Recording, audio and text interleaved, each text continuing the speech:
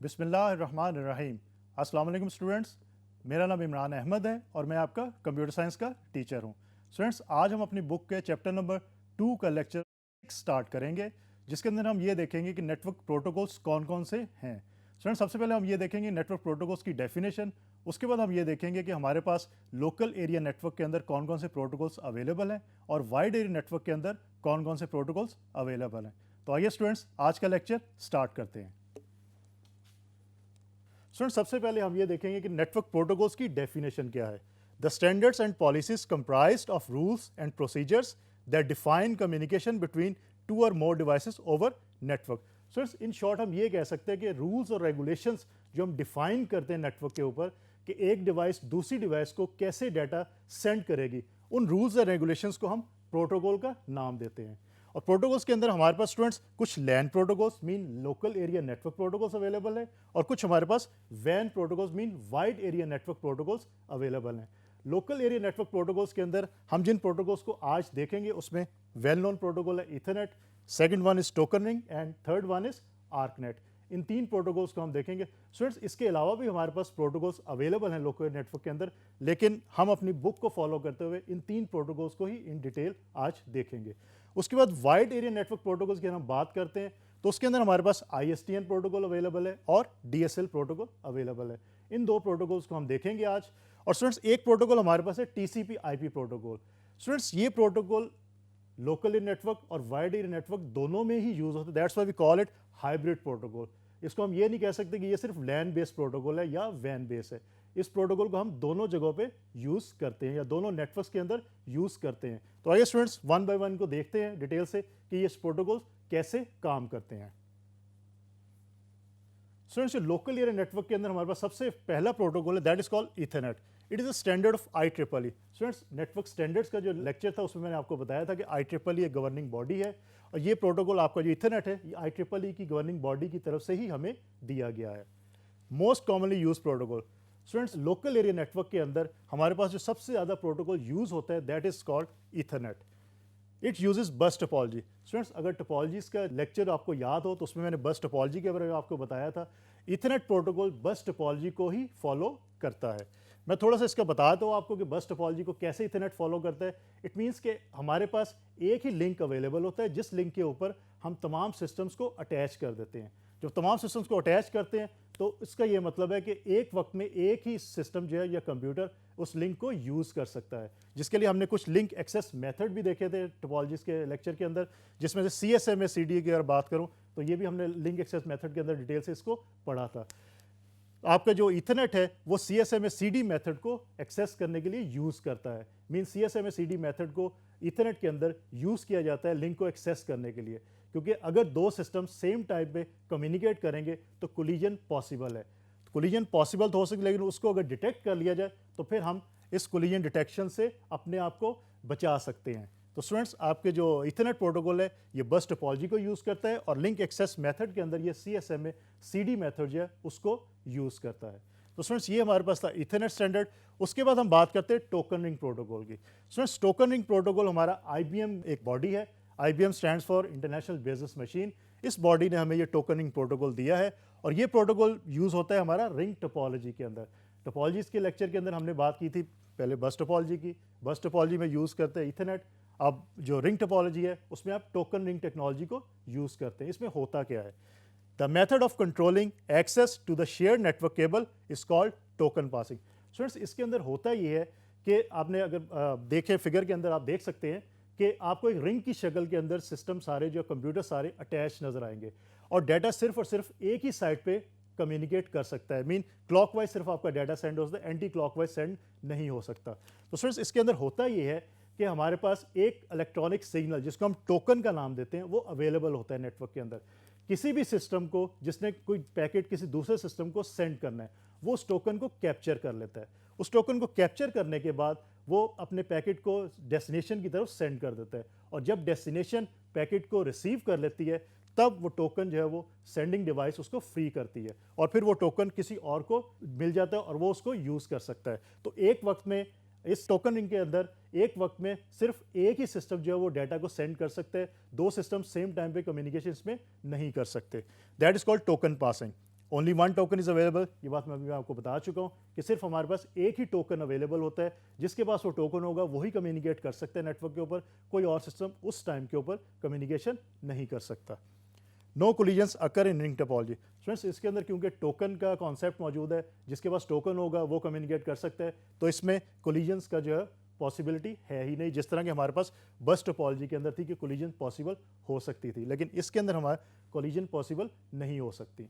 तो फ्रेंड्स ये हमारे पास टोकन रिंग जो प्रोटोकॉल था उसकी हमने बात की। अब हम चलते हैं नेक्स्ट प्रोटोकॉल की तरफ। सो जो थर्ड प्रोटोकॉल हमारे पास मौजूद है that is called ARCNET, attach resources computer network.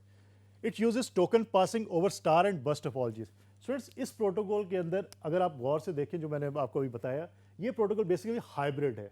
ये इसमें टोकन पासिंग का कॉन्सेप्ट यूज किया जाता है, लेकिन टोपोलॉजीज कौन सी यूज की जाती हैं, बस या स्टार को यूज किया जाता है।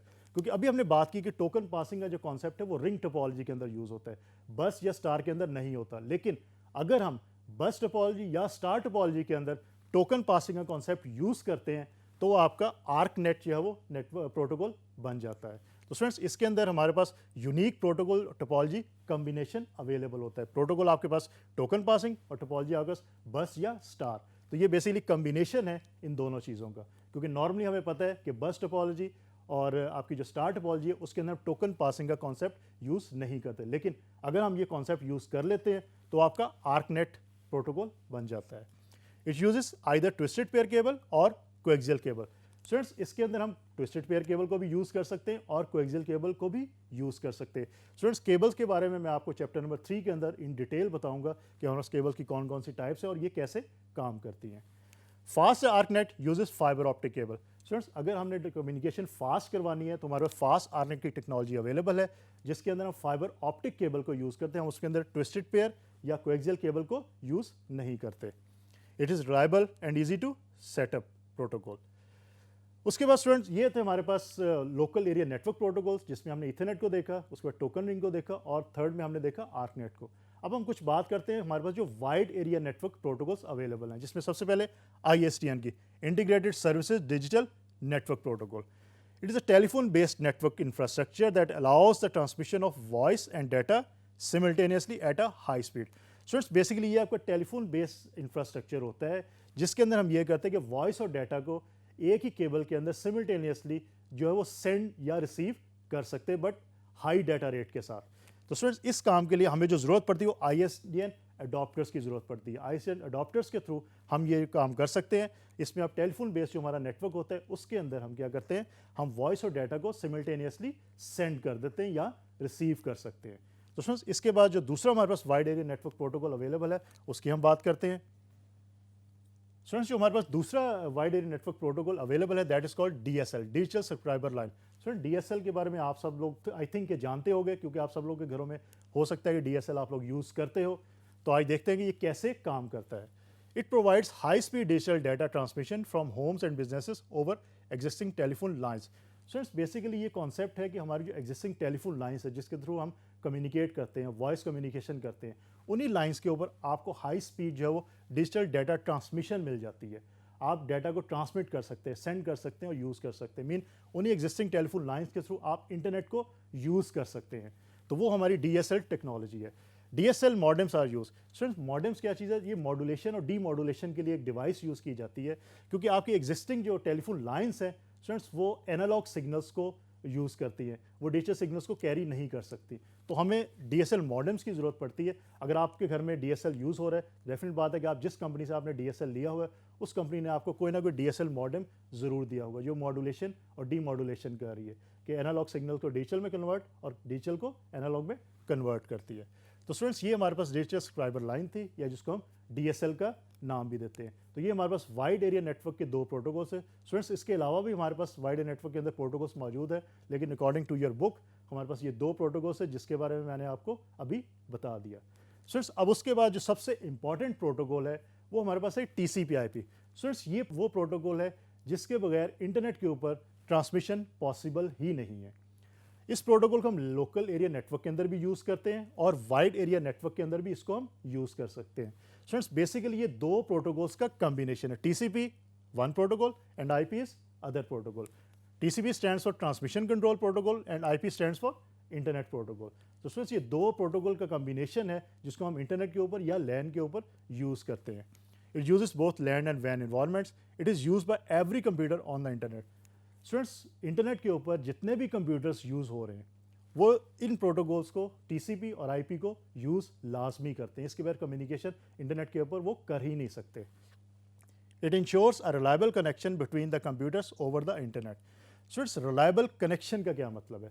स्टूडेंट्स इसके अंदर जो TCP प्रोटोकॉल है, ट्रांसमिशन कंट्रोल प्रोटोकॉल, उसकी एक करेक्टरिस्टिक्स, बहुत इंपॉर्टेंट करेक्टरिस्टिक्स ये है कि वो आपको रिलायबिलिटी प्रोवाइड करता है कि जब भी एक डिवाइस ने दूसरी डिवाइस से कम्युनिकेट करना है, जिस तरह आप फिगर के अंदर देख भी सकते हैं, कम्युनिकेट करना है तो सबसे पहले कनेक्शन इस्टेब्लिश होता है। कनेक्शन इस्टेब्लिश करने का मतलब यही है, जिस तरह हमने अगर किसी से बात करनी तो हम उस सबसे पहले क्या करते हैं, उससे सलाम लेते हैं और फिर अपना जो मुद्दा है वो बयान करते हैं।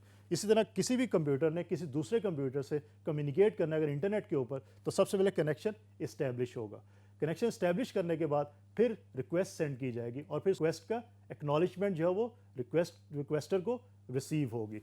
एक्नॉलेजमेंट रिसीव करने का ये मतलब है कि कोई भी डाटा जो सेंडर सेंड कर रहा है उस डाटा की एक्नॉलेजमेंट रिसीवर जो है वो सेंडर को वापस भेजेगा, ताकि मेक श्योर हो सेंडर को कि मैंने जो भी डाटा सेंड किया है वो रिसीवर को मिल गया है। That is called reliability. तो ये रिस्पॉन्सिबिलिटी होती है ट्रांसमिशन कंट्रोल प्रोटोकॉल की। Through TCP/IP computers on the internet are identified separately. Students अब IP प्रोटोकॉल के बारे में थोड़ा सा आपको बता देता हूँ। IP प्रोटोकॉल के अंदर हम एक एड्रेस यूज़ करते हैं, that is called IP address. इसके बारे में स्टूडेंट्स मैं आपको चैप्टर नंबर 10 के अंदर इन डिटेल बताऊंगा कि IP एड्रेसिंग कैसे दी जाती है और ये कैसे हम इसको यूज़ करते हैं। But for the sake of simplicity अभी ये आप सिर्फ ये याद रखिए कि हम IP एड्रेसेस को यूज़ करते हैं और इंटरनेट के ऊपर जितनी भी हमारे पास डिवाइसेस मौजूद हैं सबका कोई ना कोई IP एड्रेस ज़रूर अवेलेबल है। जिस तरह हम लोग घरों में रहते हैं, हमारे घर का कोई ना कोई एड्रेस होगा, इस तरह डिवाइसेस का भी कोई ना कोई एड्रेस ज़रूर होता है और उस एड्रेस को हम IP एड्रेस कहते हैं। और वो IP एड्रेस इंटरनेट के ऊपर हर डिवाइस का यूनिक होता है, किसी और डिवाइस का वो IP एड्रेस नहीं होगा, अदरवाइज IP कॉन्फ्लिक्ट हो सकता है। It allows communication between different types of computers like supercomputers, mainframe, mini computers और माइक्रो कंप्यूटर्स। स्टूडेंट्स इस प्रोटोकॉल का एक और बड़ा फ़ायदा ये है कि आपके डिफरेंट टाइप्स के अगर कंप्यूटर्स यूज़ हो रहे हैं इंटरनेट के ऊपर तो तमाम कंप्यूटर्स के दरमियान ये कम्युनिकेशन करवा सकता है, लेकिन उसके लिए तमाम उन कंप्यूटर्स पे भी जो है वो TCP/IP प्रोटोकॉल ही रन होना चाहिए। ऐसा नहीं है कि आपके एक सिस्टम जो है उस पर कोई और प्रोटोकॉल रन हो रहा है, एक पे TCP/IP रन हो रहा है। दोनों सिस्टम्स पे TCP/IP प्रोटोकॉल ही रन होना चाहिए। तो स्टूडेंट्स ये हमारे पास था TCP/IP प्रोटोकॉल जो आपके लोकल एरिया नेटवर्क और वाइड एरिया नेटवर्क दोनों के अंदर यूज़ किया जा सकता है इसको। तो स्टूडेंट्स आज का जो लेक्चर था वो हमारा नेटवर्क प्रोटोकॉल से रिलेटेड था। आज का लेक्चर बहुत अच्छी तरह याद रखिएगा। सबसे पहले हमने इसके अंदर नेटवर्क प्रोटोकॉल्स देखे कि प्रोटोकॉल्स की डेफिनेशन क्या है, उसके बाद हमने ये देखा, उसके बाद हमने ये देखा कि हमारे पास जो लोकल एरिया नेटवर्क प्रोटोकॉल्स है वो कौन कौन से हैं, जिसमें हमने सबसे पहले ईथरनेट की एग्जांपल देखी, फिर हमने ये देखा कि टोकन रिंग प्रोटोकॉल कैसे काम करता है और सबसे आखिर में हमने ये देखा कि आर्कनेट प्रोटोकॉल कैसे काम करता है। लोकल एरिया नेटवर्क प्रोटोकॉल के बाद हमने देखा कि वाइड एरिया नेटवर्क प्रोटोकॉल्स हमारे पास कौन कौन से वेल नोन अवेलेबल हैं। First one is ISDN and second one is DSL।